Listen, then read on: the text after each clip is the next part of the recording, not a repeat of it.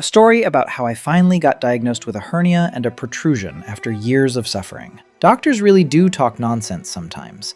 I'll tell you how it really was and what conclusions I came to. I hope this saves your back. I used to commute to the office by bus, suffering with my bad back, constantly stretching, cracking my spine, just to get a little relief. I thought, well, it's just back pain, everyone has it.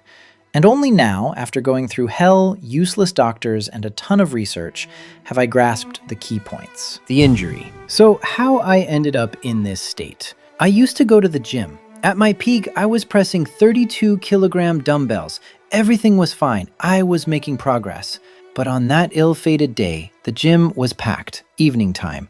I saw that a bench for pressing had finally freed up. I rushed over to grab it before someone else occupied it.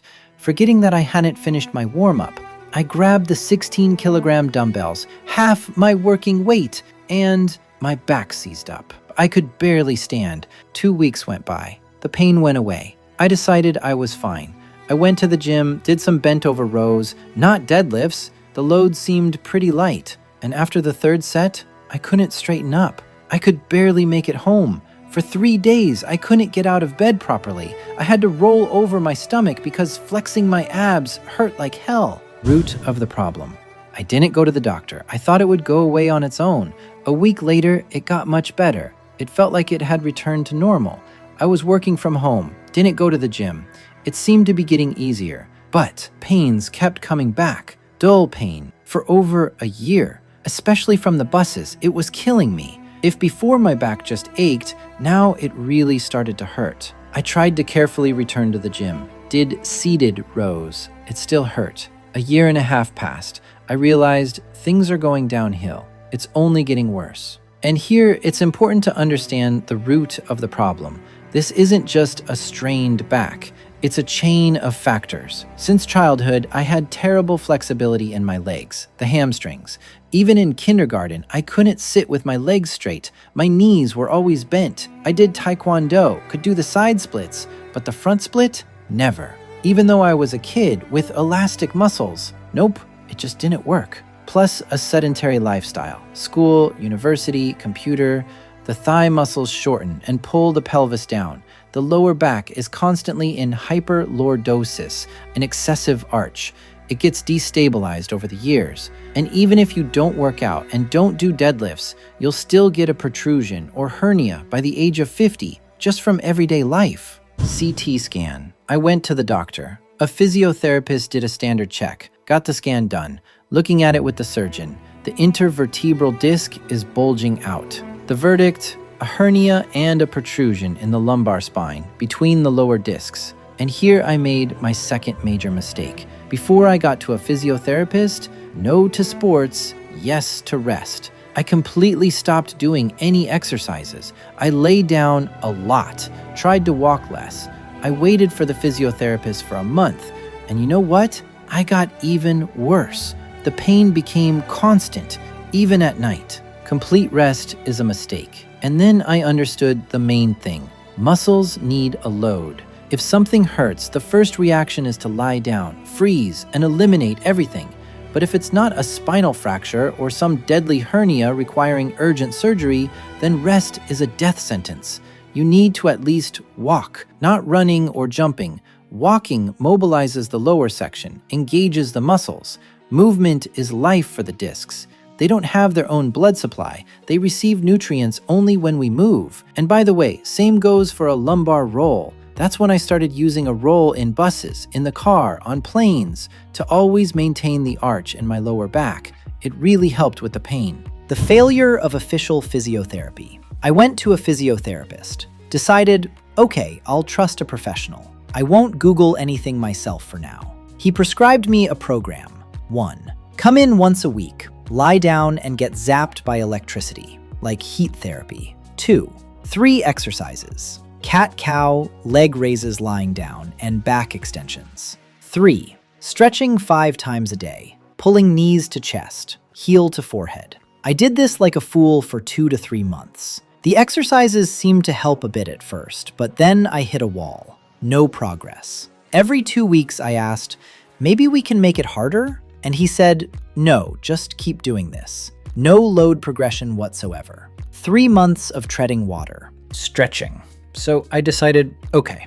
I started watching different bloggers who had healed their hernia.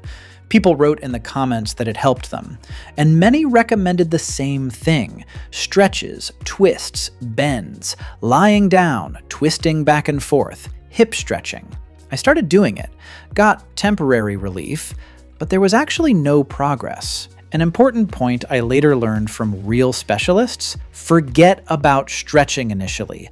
No stretching at all, no twisting. My physiotherapist had me pulling my knees to my chest, and it only irritated my already irritated lower back. You need to stabilize, not stretch. Replace this with foam rolling the front and back of the thigh. It loosens up hardened muscles without yanking on the vertebrae. Weights. Doctors often say, just don't do anything, don't touch it, forget about sports. But the thing is, you have to return to loading smoothly over months, increase the weight in micro steps, and strengthen your back. A hernia is not a death sentence in most cases. The main thing is to understand how to properly engage your muscles, even if you have a hernia. The main discovery: the back as a board. What my physiotherapist didn't share with me: not just in the gym when you're using weights, always. Your upper body weighs something anyway. When you have shortened hamstrings and you reach for the floor, you're bending using your lower back, and you're destabilizing it every damn day. Even when you brush your teeth at the sink, even when you tie your shoelaces, even when you pick up a candy wrapper from the floor. The very first day I started doing this, I felt my lower back getting tired correctly, the muscles engaged during simple daily activities. Because before that, I was hanging on my ligaments and compressing my discs. You lack the flexibility to bend over with a straight back?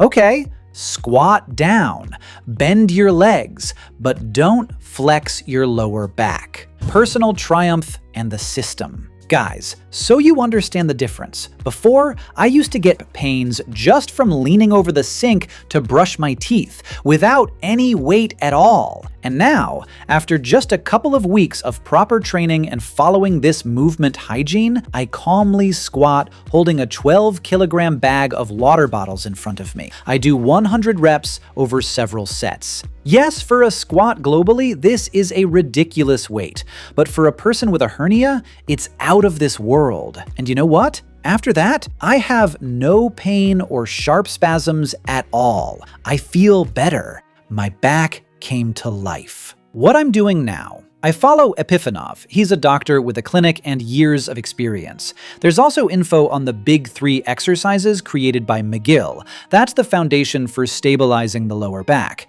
McGill probably has lectures and so on as well. And most importantly, I walk. Walking is life for the back.